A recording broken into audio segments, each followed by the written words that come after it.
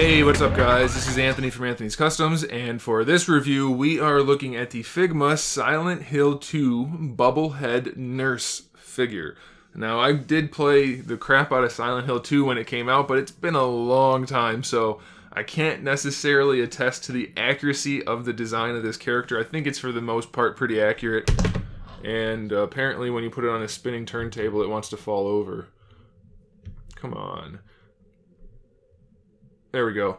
But it's a pretty cool figure. I do like it. It has, here's the thing, it has good paint application, but at the same time there's a significant problem with the paint application. So we'll talk about that. So it was kind of ahead of me, but let's get the figure off the stand and we will take a look.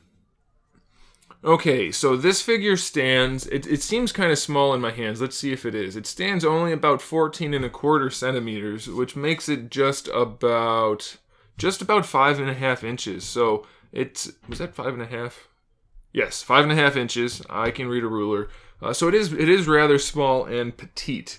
It does have a lot of nice sculpt work though. You can see the clothing looks very nice. It looks a lot like it should, at least as far as memory serves. And it's just kind of an appealing looking character, even though it's kind of like an undead monsterish looking lady. She's rather buxom, so that's a good thing, I guess. And they did a good job sculpting all of it, so that's a good thing. Now here's the thing that put me off once I got the figure out of the package. The skin tone is way too gray, at least based on their original artwork. Or not artwork, but their proto photos. It was a lot more skin tone, and that's how I remember it.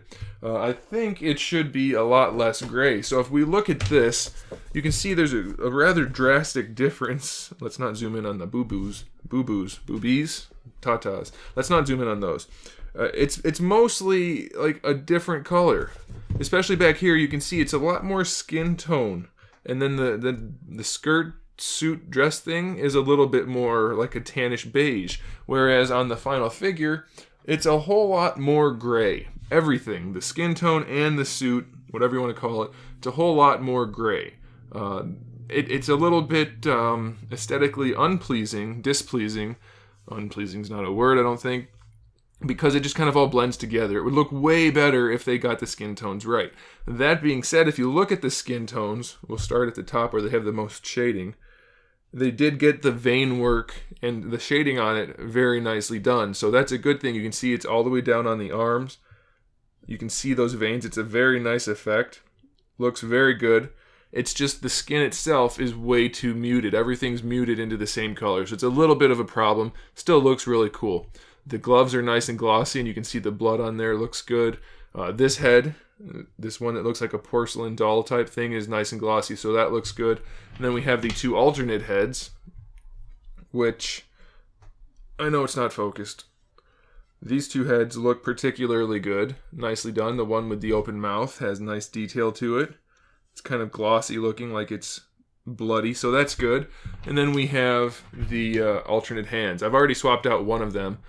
So we have a variety of hands. We have this hand that's just kind of like an open kind of, I don't know, whatever you want to call it, hand. We have the gripping hand for the pipe. And we have 8 more hands. So we have 2 more open ones that are just generic pose hands, whatever you want to do with them. We have 2 more open ones that are more generically posed hands. We have this one, which looks like a fist hand. This one, which is another fist hand. This one, which is the original one for the right side, that's kind of like that knurled, not knurled, that's not even, well, knurled's a word, gnarled, whatever. It's an angry looking hand. If I had to have an angry hand, that's what it would look like. And then we have this hand, which holds the knife.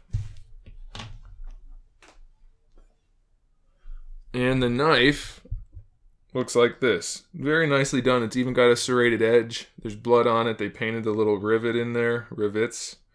Very nicely done. So that's good. I mean, it's not bad. It's got some nice accessories. The pipe looks good. Nicely detailed. So it's pretty cool. Now, also, I forgot to point out, the name badge on there is nicely done. I mean, it's not the most amount of detail I've ever seen, but it is on there, and it is clean looking, so that's a good thing. Now, you're probably wondering, or you might be wondering, how come the one head has the hat on it, the other one doesn't? Well, it's interchangeable. I guess they thought it was a good idea, and they're not wrong, to paint the hat separately from the head, so they made it a separate piece, and then you can just swap them around. So it saves them money, and it allows for a more accurate paint job. So that's pretty good. So let's go over the articulation, though it's mostly the same as your standard Figma. For the head itself, you get a ball hinge with a peg, and then this one has a separate neck piece, by the way, because you don't want that piece right there on the regular heads. So I just took this apart for you to see, but the neck is supposed to go with the head when you swap these out. So let's do that.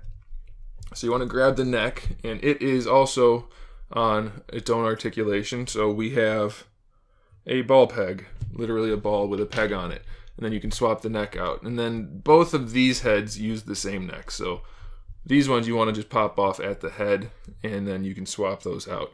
The shoulders, standard Figma, it's a ball peg, it's a peg that goes into the torso. Then we have the ball hinge at the end, and then a peg that goes down. So we have a swivel up here at the shoulder, and we have our bicep swivel where the sleeve is, standard elbow hinge. Then the wrists are all, as you already saw on the tree of hands, just a peg with the hinge right there. So full range of motion there. For the torso, I can just show you. We have our giant ball peg, or ball hinge, with a ball peg at the top with a straight peg at the bottom. And this is just a floating piece. So that'll rotate around however you want. The upper torso connects into that, which allows it to lean back really far if you want it to. You can lean it forward some, side to side. You just have to kind of rotate it around. And you can pretty much get it however you want, which is important because these guys get in some kind of twisted poses. Now the skirt is also a separate piece, and then it's just a ball peg that goes into that little block inside there, and then a ball peg for each hip. So the legs can move around. You can see the articulation pretty easily. So you have the ball peg and then a socket, and this is how most Figmas are designed. It's just particularly easy to show you this one. So you have the socket, and then the thigh actually rotates around that socket, and then the socket itself will move. Now the legs are sculpted such that you can put her in kind of a twisted pose when you bend her knees. She's supposed to be knock-kneed like this so that you can recreate like that kind of stance, which is how the character is a lot in the game. So the knees have a pretty good range of motion, and they're not too bad. That's a decent knee for Figma. Nothing sticks out too much except for in the back a little bit.